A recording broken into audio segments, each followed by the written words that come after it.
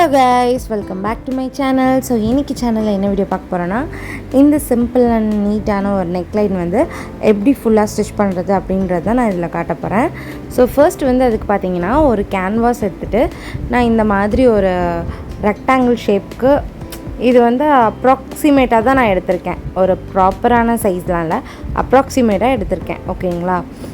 அதுக்கப்புறம் இந்த மாதிரி சைடில் ஃபுல்லாகவே வந்து சமோசா மாதிரி ரெடி பண்ணிக்கோங்க. ஒன்றும் இல்லை, சின்னதாக ஒரு ஸ்கொயர் மாதிரி ஒரு பாக்ஸ் ஷேப்பில் ஒரு கிளாத் கட் பண்ணிவிட்டு அது இந்த மாதிரி ஃபோல்ட் பண்ணிங்கன்னா இந்த மாதிரி வந்துடும். ஸோ அது வந்து இந்த மாதிரி ஃபுல்லாகவே வந்து வர மாதிரி ஸ்டிச் பண்ணிக்கோங்க. இது வந்து ரொம்ப சிம்பிளான ஒரு நெக்லைன் தான், பட் கொஞ்சம் டிஃப்ரெண்ட்டாக இருக்கும். ஓகேங்களா? இந்த கலருக்கு கொஞ்சம் இதாக இருக்குது, பட் நல்ல கலர் காம்பினேஷனோடு போட்டோன்னா சூப்பராக இருக்கும் இந்த நெக்கு. இந்த மாதிரி ஃபுல்லாகவே வந்து இந்த மாதிரி ஸ்டிச் பண்ணிக்கோங்க. ஸோ ஸ்டிச் பண்ணி முடிச்சுட்டு இந்த மாதிரி எக்ஸஸாக இருக்கிறது எல்லாமே கட் பண்ணி விட்டுருங்க. அப்ராக்சிமேட்டாக உங்களுக்கு இந்த அளவுக்கு இருந்தால் போதும். நமக்கு ரெடிமேட்லலாம் நிறைய இந்த மாதிரி வரும். ஓகேங்களா? ஸோ அதனால் அப்ராக்சிமேட்டாக தான் எடுத்திருக்கேன். எக்ஸாக்டாக இவ்வளோ தான் எடுத்திருக்கேன்றதுலாம் இல்லை, உங்களுக்கு எந்த அளவுக்கு வேணுமோ அந்த அளவுக்கு நீங்கள் எடுத்துக்கலாம். ஸோ இப்போ வந்து சைடில் வந்துட்டு அந்த ராய் எட்ஜை கவர் பண்ணுறதுக்காக ஒரு பைப்பிங் மாதிரி கொடுத்து நான் ஸ்டிச் பண்ணிக்கிறேன். பைப்பிங் கிடையாது, பைப்பிங் மாதிரி நான் கொடுத்து ஸ்டிச் பண்ணிக்கிறேன். ஸோ இந்த மாதிரி ஸ்டிச் பண்ணிட்டு ஸோ எல்லா கார்னர்ஸையுமே அந்த மாதிரி ஸ்டிச் பண்ணிக்கோங்க. சைடில் ரெண்டு சைட்லேயும் ஒரு மேலே வர சைடு மட்டும் நம்ம வந்து நெக்கை ஸ்டிச் பண்ண போகிறோம் இல்லையா, அதனால அந்த சைடு வந்து நம்ம ஃபினிஷ் பண்ண தேவையில்லை, அது வந்து ரா எட்ஜாகவே இருக்கட்டும்.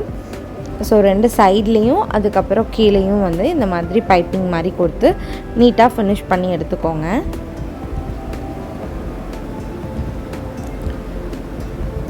ஸோ நான் வந்து மியூசிக் போட்டுடலான்னு தான் பார்த்தேன், ஆனால் நிறைய பேர் வந்து எனக்கு வாய்ஸ் ஓவரில் தெளிவாக எக்ஸ்பிளைன் பண்ணுங்கள் அப்படின்னு நிறைய கேட்டிருந்தீங்க. ஸோ அதனால தான் இதை வந்து நான் எக்ஸ்பிளைன் பண்ணுறேன். ஸோ இந்த மாதிரி ஃபினிஷ் பண்ணி எடுத்துக்கோங்க. எடுத்துகிட்டு எக்ஸஸாக இருக்க கிளாத்தெல்லாம் கட் பண்ணிக்கோங்க. கட் பண்ணிவிட்டு இப்போ வந்து ஃப்ரண்ட் பீஸ் இருக்கும் இல்லையா, அதில் வந்து உங்களுக்கு எந்த இடத்துல, அதாவது உங்கள் நெக்கு வந்து இப்போது 5 வச்சுருக்கீங்க இல்லை 6 வச்சுருக்கீங்க அப்படின்னா உங்களோட நெக்கோட லென்த் என்ன 5ஆக இருந்துச்சுன்னா இதை வந்து நீங்கள் ஒரு 4 இன்ச்லேருந்தே சென்டர் பண்ணி வச்சுக்கோங்க. ஓகேவா? அப்போ தான் நமக்கு வந்து கொஞ்சம் அந்த ஸ்டிச் வரும்போது அந்த ரா எட்ஜஸ் வந்து மறைஞ்சு நமக்கு நீட்டான ஃபினிஷிங்கில் வரும். ஸோ வந்து நெக்கோட லென்த் 5ஆக இருக்கும்போது ஒரு 4 இன்ச்சஸ்லேருந்து இதை வந்து சென்டர் பண்ணி வச்சு ஸ்டிச் பண்ணிக்கோங்க. ஸோ இந்த மாதிரி சென்டரில் வந்துட்டு ரஃப்பாக ஒரு தையல் போட்டுக்கோங்க. ஸோ நான் வந்து ரஃப் ஸ்டிச் தான் போட்டிருக்கேன். அப்புறம் வந்து நம்ம சைடு அந்த கார்னர் எல்லாமே வந்து ஸ்டிச் பண்ணிக்கலாம். இது நீங்கள் வைக்கும் போது வந்து கரெக்டாக சென்டராக வச்சு ஸ்டிச் பண்ணால் மட்டும்தான் அழகாக இருக்கும். கொஞ்சம் நீங்கள் க்ராஸாக வச்சிட்டிங்க அப்படின்னா வந்து பார்க்க வந்து குட் லுக்கிங்காக இருக்காது. நெக்கே வந்து அவுட் ஆன மாதிரி இருக்கும், க்ராஸாக போன மாதிரி இருக்கும். ஸோ நல்லா பின் பண்ணிவிட்டு அதுக்கப்புறமா ஸ்டிச் பண்ணுங்கள். பிகினராக இருக்கும் போது மாதிரி நம்ம கார்னர் எல்லாத்தையுமே செக்யூர் பண்ணிவிட்டு நம்ம இப்போ நெக்கை நார்மலாக எப்பவும் போல் நீங்கள் கேன்வாஸ் பண்ணணுன்னா கேன்வாஸ் போட்டுக்கலாம். அப்படி இல்லை நார்மலாக நீங்கள் ஃபேப்ரிக்லேயே தைச்சி திருப்புவீங்கனாலும் அதுவும் ஓகே. இப்போ கரெக்டாக கீழே வந்து அந்த ரா எட்ஜஸ் கவர் ஆகிற மாதிரி அந்த கேன்வாஸை வந்து ப்ளேஸ் பண்ணி பின் பண்ணிக்கோங்க. பின் பண்ணிவிட்டு அதுக்கப்புறமா ஸ்டிச் பண்ணுங்கள்.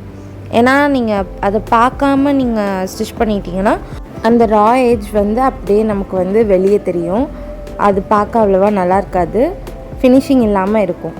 ஓகேங்களா? அதனால் பின் பண்ணிவிட்டு நீங்கள் ஸ்டிச் பண்ணிங்கன்னா கரெக்டாக இருக்கும்.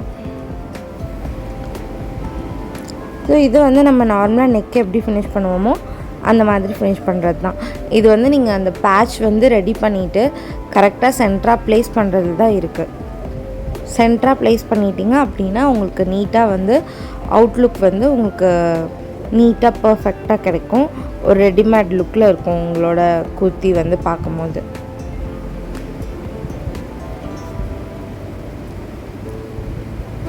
ஸோ கரெக்டாக இந்த மாதிரி 1/4 இன்ச்சில் விட்டு நம்ம வந்து கட் பண்ணி எடுத்துக்கிட்டு சைடில் வந்து கண்டிப்பாக அந்த கர்வ் வர இடத்துல எல்லாமே வந்து நாட்ச் பண்ணுங்கள்.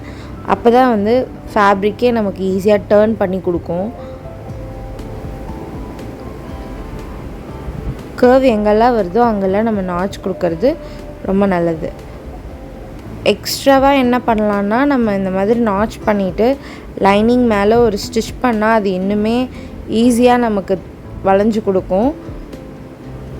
அது மேண்டேட்ரி கிடையாது, பட் அது பண்ணால் இன்னுமே ஒரு நீட்டான ஃபினிஷிங் கிடைக்கும்.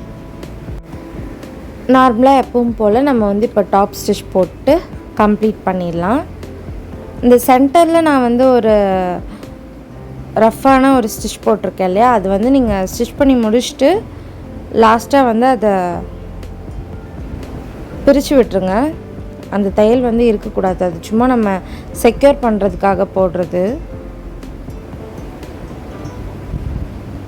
ஃபஸ்ட்டு வந்து ஓரமாக ஒரு ஸ்டிச் போட்டுக்கிறோம். கார்னர் எல்லாம் கரெக்டாக நிப்பாட்டி நீங்கள் வந்து டர்ன் பண்ணிங்கன்னா நீட்டாக இருக்கும் நம்ம நெக்லைன் பார்க்கும்போது. ஏன்னா நம்மளுக்கு ஃபினிஷிங் தரதே அந்த மாதிரியான பாயிண்ட்ஸ் தான். அதுவும் இந்த ஸ்வீட் ஆர்ட் நெக்லைன்லாம் வைக்கும்போது நமக்கு அந்த கார்னர் வந்து கரெக்டாக நம்ம ஸ்டிச் போட்டால் மட்டும்தான் நீட்டான ஃபினிஷிங் வரும். இதில் வந்து நீங்கள் இப்போது உங்களுக்கு இது வந்து பார்க்க ப்ளைனாக இருக்குது அப்படின்னா, நீங்கள் இப்போ இந்த பேண்ட் கிளாத்தை வந்து நீங்கள் பைப்பிங் கூட கொடுத்து இதில் ஸ்டிச் பண்ணலாம். நான் வந்து இன்றைக்கி வந்து ஏன்னா அதில் வந்து நிறைய குட்டி குட்டி ஃப்ளார்ஸ் வருது. அப்போது இங்கேயும் பைப்பிங் கொடுத்தோன்னா அது ஒரு மாதிரி நல்லா இருக்காது. அதனால நான் இதில் கொடுக்கல. சப்போஸ் ப்ளைனாக இருக்குது அப்படின்னா நீங்கள் எக்ஸஸாக பைப்பிங் கூட கொடுத்தீங்கன்னா இன்னுமே நீட்டாக இருக்கும். பக்கத்துலேயே வந்து இன்னொரு ஸ்டிச் போட்டு நம்ம நெக் வந்து ஃபினிஷ் பண்ணியாச்சு. ஸோ இந்த வீடியோ அவ்வளோதான். இந்த வீடியோ உங்களுக்கு ரொம்பவே யூஸ்ஃபுல்லாக இருந்திருக்குன்னு நினைக்கிறேன். வீடியோ பிடிச்சிருந்தால் மறக்காமல் லைக் பண்ணி ஷேர் பண்ணி சப்ஸ்கிரைப் பண்ணுங்கள்.